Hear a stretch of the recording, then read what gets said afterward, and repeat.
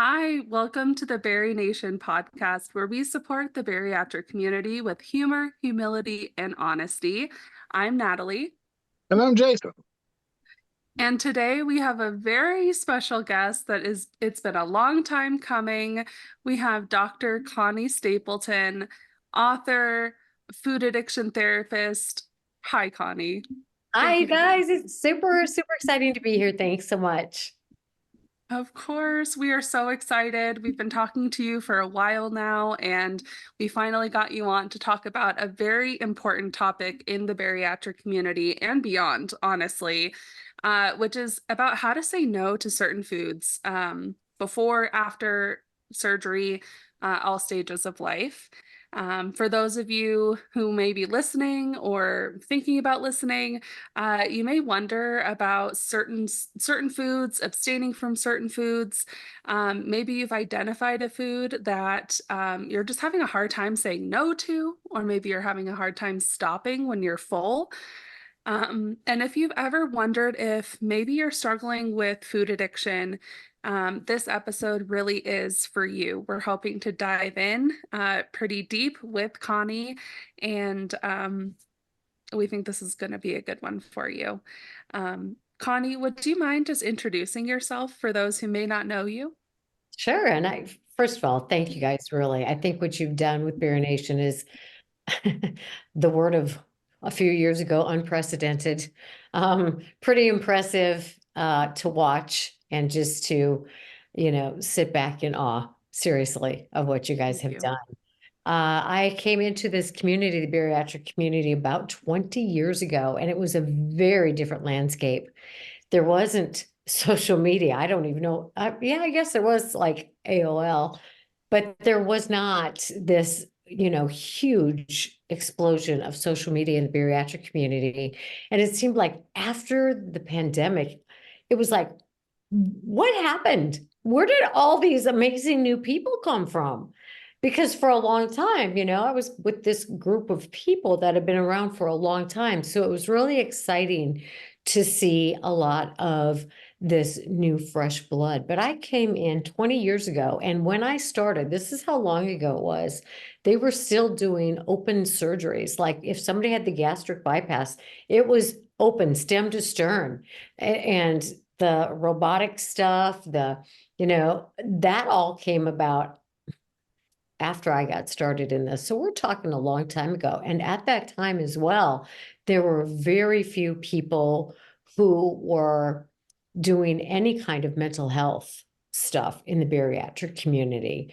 The ASMBS was training dietitians, and there were support groups within centers, but that was about all that was going on.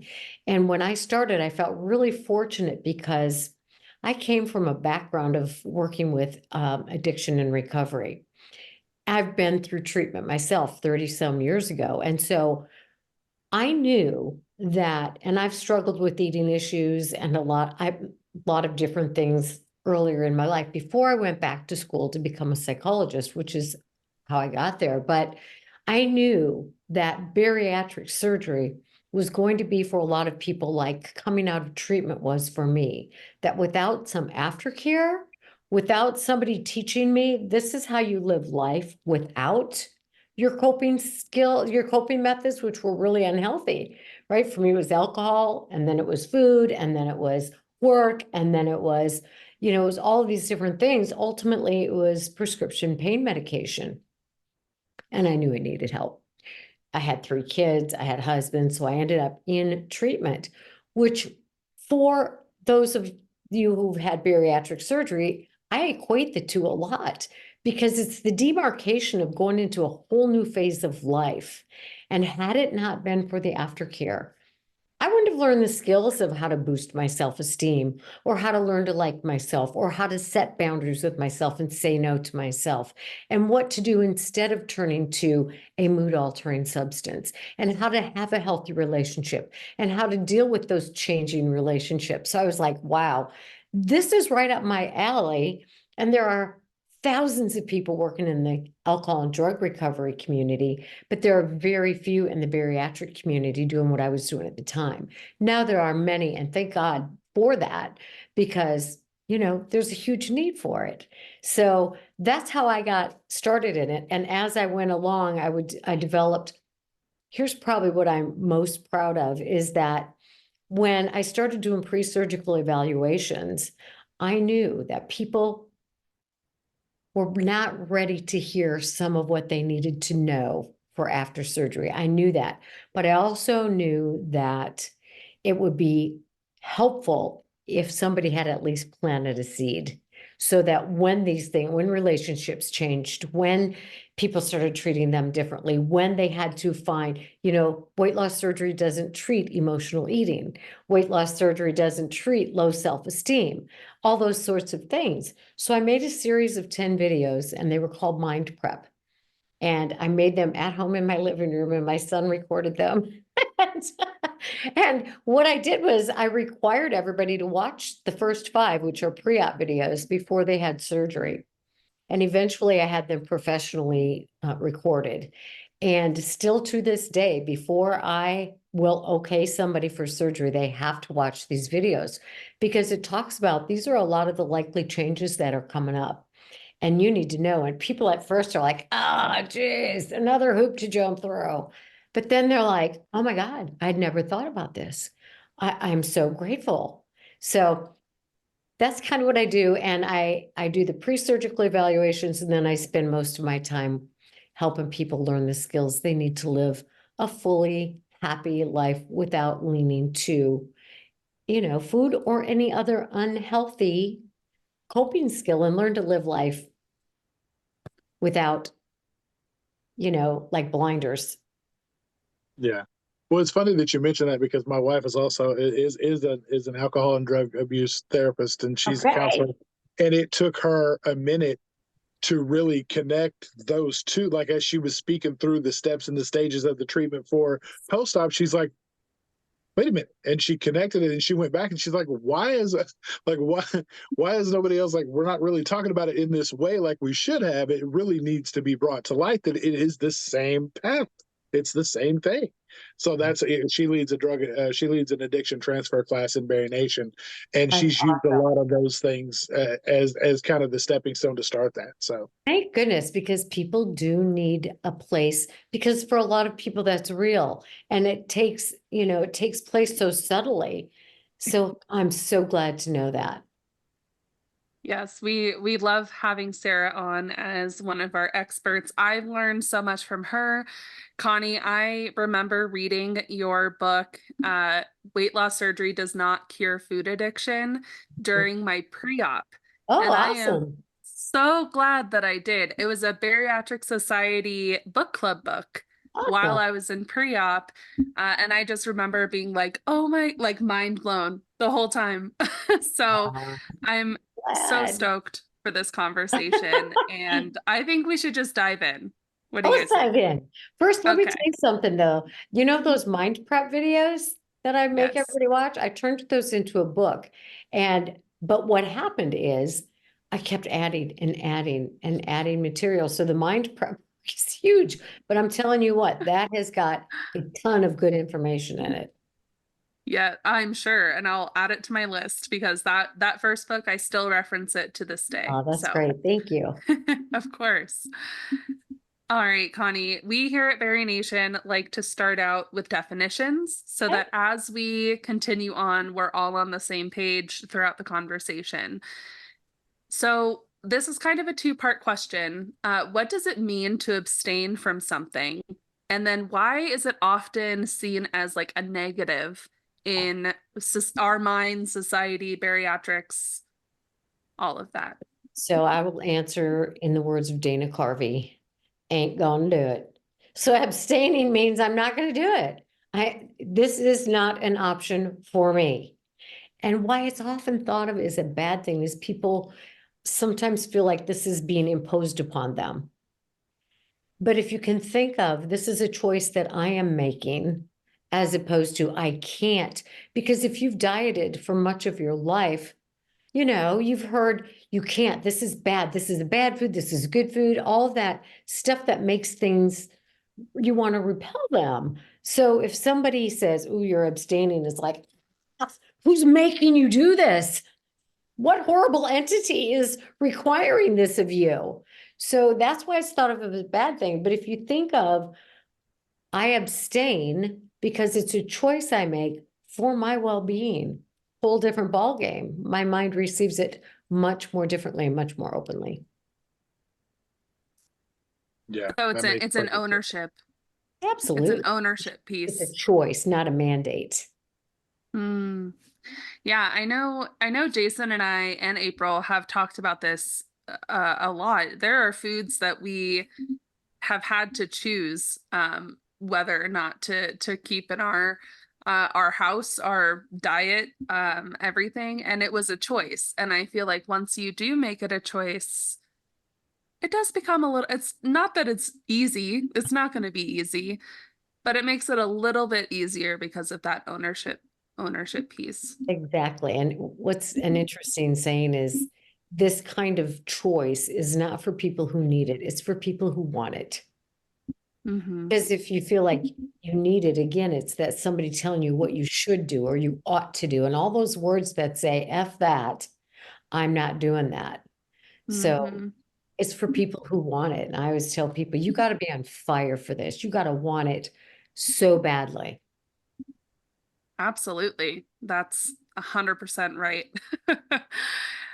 All right, now we have a question. We're doing a new segment here in BariNation Forum from our community members. So this is a community question directly from Rachel.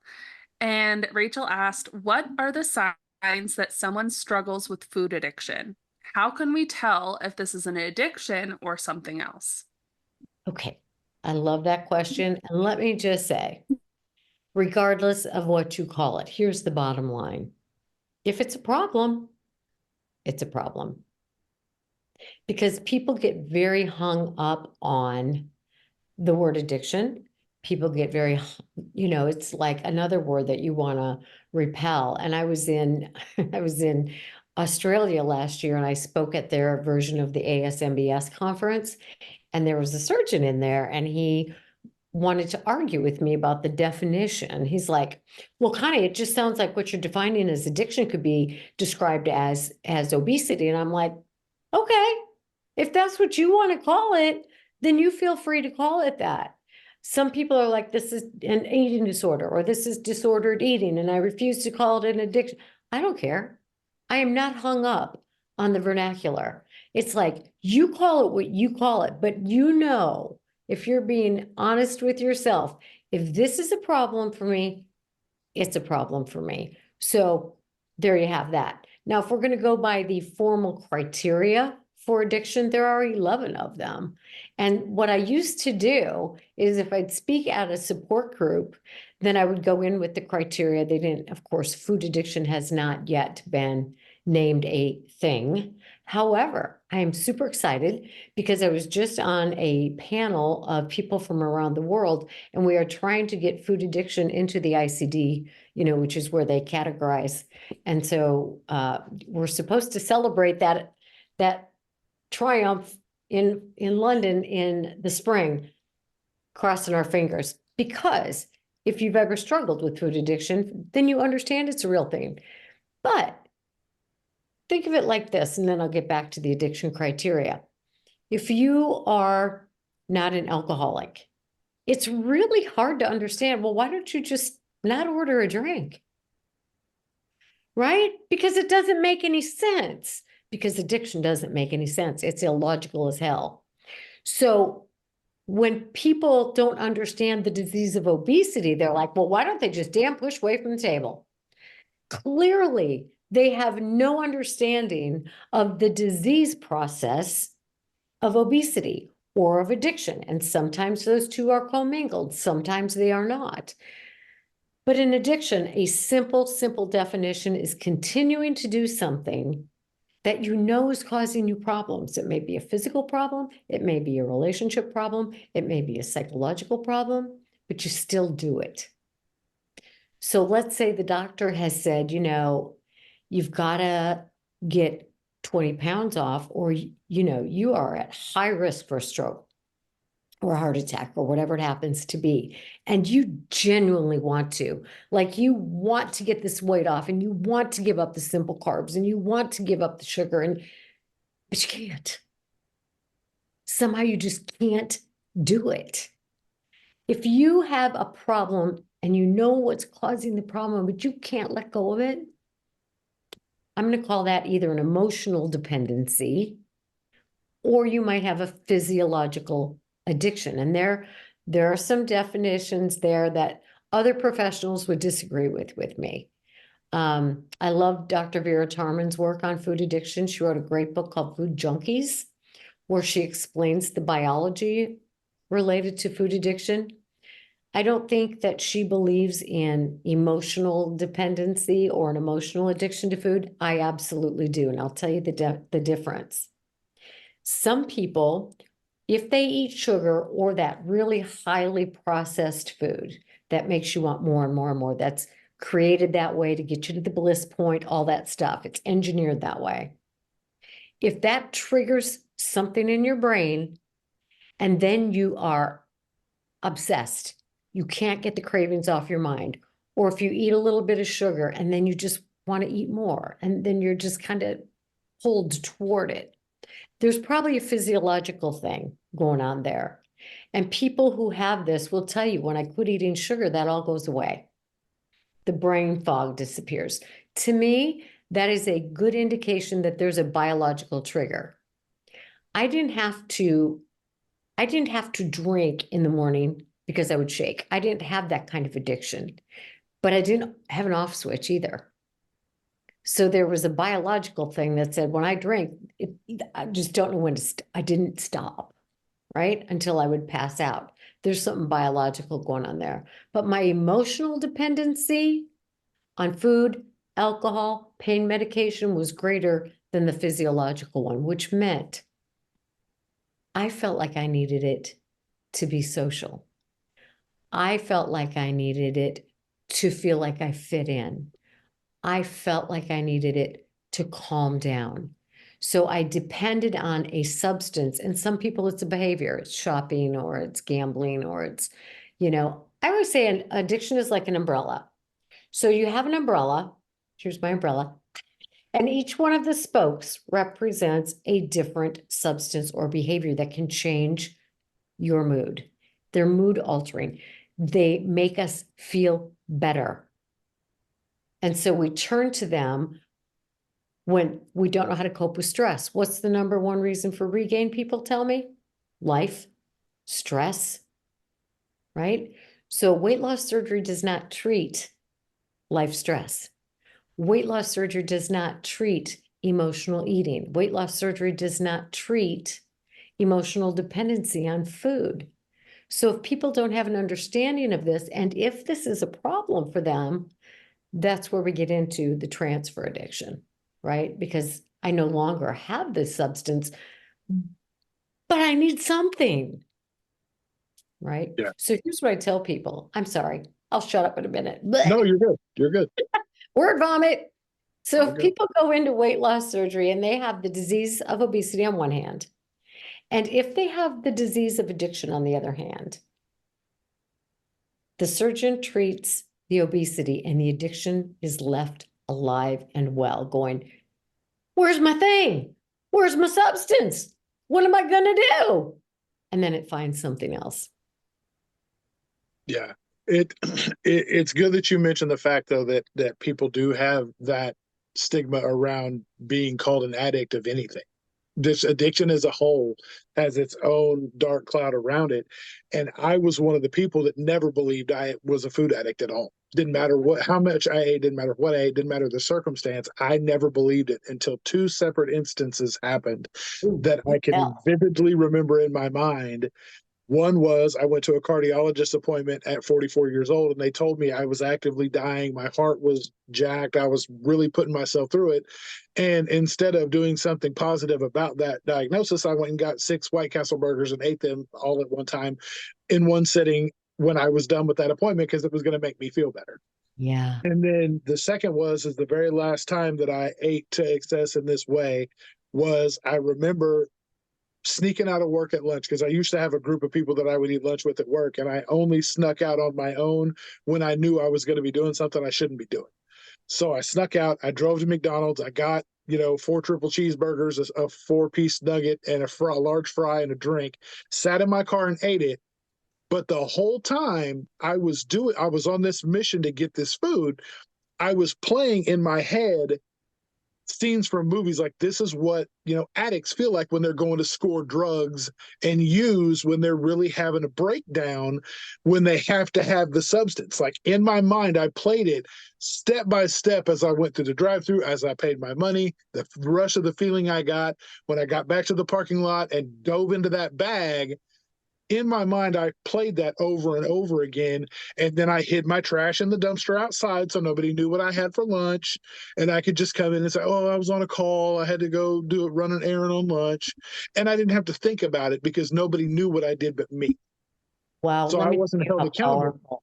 That is so freaking powerful that you had the insight and the self-awareness to recognize that. That doesn't happen very often. Good for you. No, and our dear friend Maddie on Instagram, Maddie5088, she mentioned one time on her stories that she had the Fast Food Chronicles, and I was like, oh, duh, of course I have the Fast Food Chronicles. Jason had the Fast Food Chronicles. You go to all of these different fast food restaurants, you eat in excess to make yourself feel better, or because that's what you are craving. You throw away the evidence, no one's gonna know. Who's gonna know? Exactly. The Fast Food Chronicles. But that can be that food addiction, like what you're saying, Connie, is seeking it out. Let me tell you, when I went into treatment, so I didn't go into treatment because I was an addict. That wasn't me. Of course. How could I be an addict? I went in because my whole family is full of addiction. And so the place where I went had these 2 tracks, and one of them was for the addict, the loser, and the other one was for the concerned family member, the martyr. So there I go into the concerned family member program, right? Yeah. About 2 weeks into it, they're like, you are missing something, woman. So they take me to see Joanne, and I'm like, well, bring her on, because Joanne was the person who did the evaluations. I'm like, you come on, Joanne, I'm not an addict. You should meet my family. So Joanne does the interview with me, and I answer honestly because I'm thinking, well, at that point, I rarely drank, but I was taking the pills. So nobody knew that part. So I answered honestly, and she looked at me and she said, well, Connie, no wonder nothing's making sense that comes out of your mouth. You're a drug addict and an alcoholic. And I looked at her. How dare you? I was really thinking, have you met my family? Right. I drink nothing like they do. Those people are addicts. And I'll tell you what happened. In about a matter of 60 to 90 seconds, I had the most peaceful feeling come over me that I have ever had in my life. And it was finally I understand why my behavior goes so far against my values, why I do these things when I'm drinking that I don't ascribe to, why I live and do things I don't want to do. And I was like, it wasn't like an excuse for my behavior all of a sudden. It was like, well, now I can do something about it because I know what it is. And that was the first day of the rest of my life. And that's when things changed. And it was 3 to 4 years of solid therapy before I decided to go back to school to learn to do what I do. That's so awesome that you got to that place, though, because a lot of times it takes a lot longer than that for people to realize, because like you said, I mean, people think like that. Well, at least I'm not as bad as, this other person I know, or I could be way worse. Like, I'm not selling my body for prescription pills. So that can't be like, I'm not an addict. Like, I don't do that stuff. So I'm good. Like, yes, it was that word, addict. It's like, no. Oh, yes, yes, yes. Um, So that's why I say if you don't like the word, don't use it. Just say yeah, this food or this group of foods is a problem for me. What am I yeah. going to do about it? Who cares what the terminology is? Yeah, we do get very hung up in that terminology. We want labels for things, and once we find one that is the quote unquote right one, we think we have to adhere to it, which is difficult to move through. As you said, Connie, it can be hard. And there are criteria, right? I used to go into the support groups and I would take the criteria for alcohol dependence and Hmm. I would change the wording so that it was like, do you eat more than you planned to in a given setting? Those kinds of things. Well, Hmm. lo and behold, then they came up with the uh, Yale addiction scale, right? So, and that's exactly what they did. They took that same criteria and they switched it to food instead of alcohol. And you can do it with any kind of troublesome behavior. Hmm. So there are 11 criteria, but when you talk about it in layman's terms, is this causing you a problem and you know it's a problem? Like, do you have fights with your spouse about your alcoholism or your gambling or your shopping or your whatever it is? Have other people made comments? There's a saying, if 10 people tell you you have a tail, you might want to turn around and take a look. So if your mom's saying, I'm a little worried about you, and your spouse is saying, that kind of concerns me, and your boss is saying, dude, what's going on? So if you're getting kind of feedback and your doctor is saying, you might want to go, oh, this might be a problem. Yeah. Yeah, I wanted to make sure we had time to highlight. I know, Jason, you've had to come to terms with some abstinence or saying no to some foods. Do you want to shed some light on that for Oh us? yeah, absolutely. Because one of the things I had really talked about was, you know, my after my original sleeve surgery, 3.5 years ago, I really thought I was doing a pretty good job, so I could kind of start introducing some things back in that may not be 100% to plan, but things that I don't just go, nuts over. And so one of those things was like Cheez-Its crackers. I'm a junkie for, and so those can't come back. I can't do that because I don't know how to just eat a handful of Cheez-Its and go on about my day. I was Mhm. going and buying family boxes and plowing through those in like a day and a half. So yeah, nope, that those have to go. Those have to stay gone this time, after my revision. And sugar as well. I cannot, because I will, if you leave anything remotely sugar related in my reach, I will eat it all. It's not just let me have a couple of Oreos. It's let me have a couple of sleeves of Oreos until they're gone. And then I will go to the store, seek them out, buy more of them, and eat them too. I know. So I have realized that there's just going to have to be things that I just can't do, and I'm going to have to find because there are other things that give you the semblance of eating those things. So there are protein shakes that do the same, that are actually going to be beneficial to me in my post-op journey. There's lots of protein bars. There's things that mimic the things that I go after that may not be 1,000% healthy, but at the same time it's close. It's not a Milky Way, so let's go that. Yeah. So there's definitely gonna be things that I'm really gonna watch out for this time, just simply because I have a lot more education on the situation this time than I did last time. And Yeah. also I just really want to make sure that I honor myself in the best way possible moving forward because of all the work that I've put in to get here. Oh, those words. I just want to say those words are powerful. And I do believe that a person has to get to a place and depends where you start with in your journey. When I first started my recovery journey, I didn't honor myself. I didn't honor much about myself at all. And so when we're at a place where we don't feel our own value or trust it or buy into it, it's hard for us to treat ourselves in a way that's going to reflect that. So it takes some time to say, I do value myself and I refuse to treat myself that way. So it's kind of a hand in hand thing. But you were talking about setting boundaries for yourself. earlier. Well, I don't know if that was the exact words, but it's made me think of that.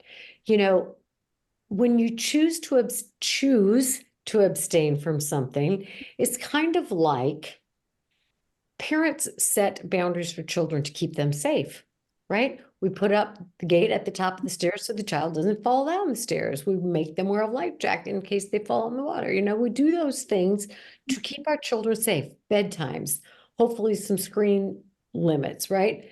And if we can think of it for that with ourselves, like, you know, Jason, if you say, I choose not to put sugar into my body because that will keep me safe. And I am valuable enough to keep safe from that so I don't go down a path that's not healthy for me. So think about it like, you know, I'm just keeping myself safe. Yeah, no, absolutely. And that's absolutely the conversation I had to have with myself, because one of the things that Natalie brought kind of to our attention at one point was the trust we have in ourselves and that we're able to have in ourselves. And I trust myself, both sides of it. I trust myself to know that what's going to happen if I allow myself a little bit, I'm going to use it to excess.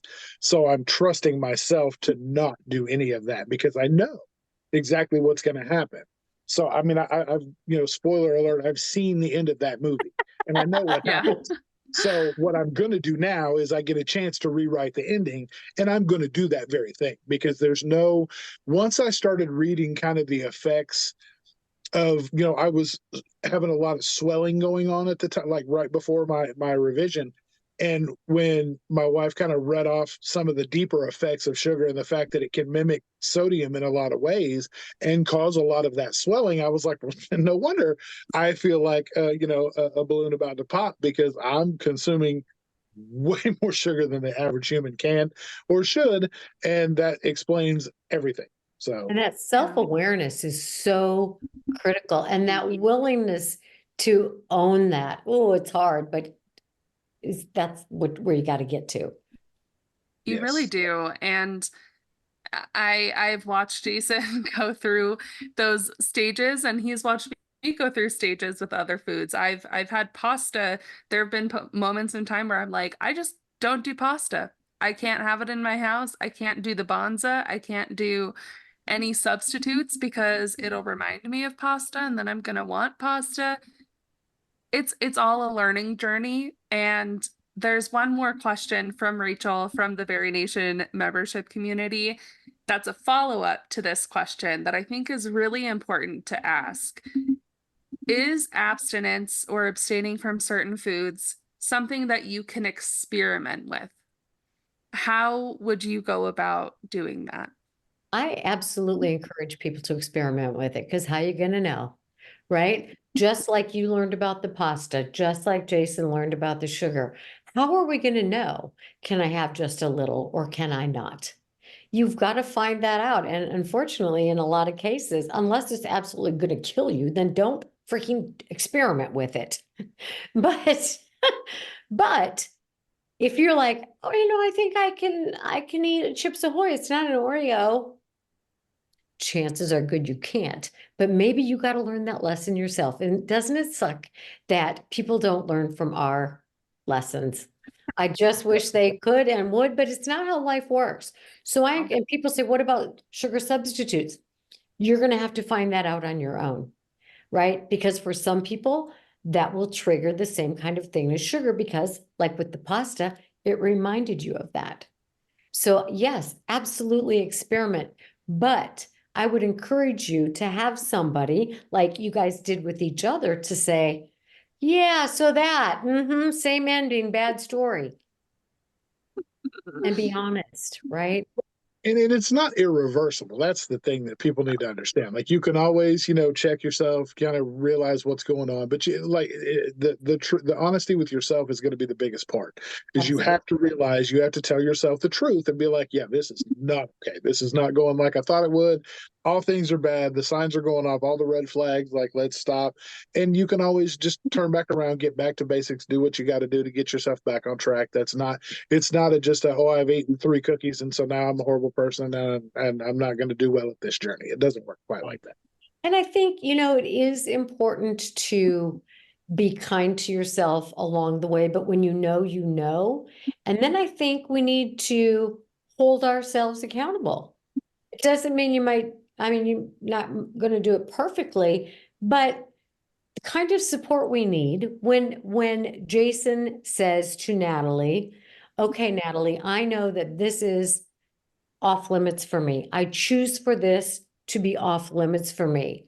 So if you eat a couple sleeves of Oreos, Natalie doesn't go, it's okay, honey, it'll be all right. Now, maybe to say, you know what? I get it, but it's not okay. And what can I do to help you from doing that again? Mhm. Mhm. So being the kind of support that is loving and accepting, but hey, pal, I'm not just going to pat you on the back if this happens every other week. I'm going to hug you and then I'm going to kick your ass and say, what can I do, if anything, to help you? Yes. Absolutely. That's what community is all about, is that loving accountability to get us to where we want to be. Yeah, that's kind of Absolutely. why I'm called the fair and firm. Doctor, I'm Yeah. quite I like that. firm. I like that. Amazing. Well, again, our community just has asked so many insightful questions, Connie. We are going to save the rest of them for our bonus episode that is for our community members and our patrons. Oh, that's So so if you smart. guys, yeah, so if you are listening and you're like, oh, I want to know the answer to these questions, for $5 a month, you can become a podcast supporter. And or you could always join the BariNation support community and get the same answers. These are the questions, just as a little foreshadowing that we've Okay. received. The first one is that given the biological need to eat to sustain life, unlike some other addictions, are there suggestions on how to navigate this, as we can't necessarily go cold turkey? The second one is, as a society, how can we work towards the common goal of reducing the shame of food addiction? And the last one is there research on how, why, and when food addictions manifest? So these are some pretty hard-hitting conversations that we're going to have in that bonus episode. Ooh, it was hard for me to keep my mouth shut. I just want you to know that. Just want to I dive in and know. start I answering. I know. want to start. Her eyes popping out. Awesome. Well, Connie, if there is one thing that you would like our listeners, watchers to leave this conversation with, what would that be? It would be take a lesson from both of you, which was admit what you know to be the truth. And it may take you however long it takes you to get there. But when you know, admit it to yourself and then confide in somebody else and get whatever the help you need, because the kind of help people need is different. So get whatever kind of help you need, whether it's from, your bariatric support community, whether it's from a best friend, whether it's from a coach or a therapist. Get the help that you need. Couldn't have said it any better. Thank you, Connie, for Oh, thank joining you us. guys, not only for having me, but for what you're doing. Thank you. Where can people connect with you? Well, my website is conniesstapletonphd.com, and my social media is at cstapletonphd or at Connie Stapleton PhD. Wonderful. We'll link those in the show notes as well. So if you would like to connect with Dr. Stapleton, you are more than welcome to do so. We'll also link all of her books that she has authored, and we'll also link the book that she mentioned earlier. I think it was Food Junkies. We'll link that as well. Thanks. And I have the podcast Bari Aftercare, which is very different than yours, and it's all the head stuff. So if people want more of the head stuff, it's all head stuff. Perfect. We'll link that in the show notes as well. So you should be able to find everything Connie Stapleton in our show notes, in our link in bio on Instagram, and within the BariNation membership community. Thanks so much, you guys. Of course. Jason, would you like to take us out? Yes, ma'am. Dr. Stapleton, we also want to thank you for all that you do in this community as well, because you've been an advocate, as you said, for 20 plus years, and we can't thank you enough because we need all the advocacy we can get, and we appreciate the work that you're doing. And for everyone that in the community who continues to like, share, and subscribe, we appreciate you guys so much. Please continue to leave the ratings on the podcast, reviews on your favorite podcast players, as well as our YouTube channels. The likes, the shares, the subscribes are all adding up. You're telling as many people as you can because the help is needed, and we're all here to help give that. So we appreciate you guys for all that you've done. Just remember, at the end of the day, you've got this, we've got you, and we'll see you next time. All right. Bye, guys. Bye, everybody. Bye.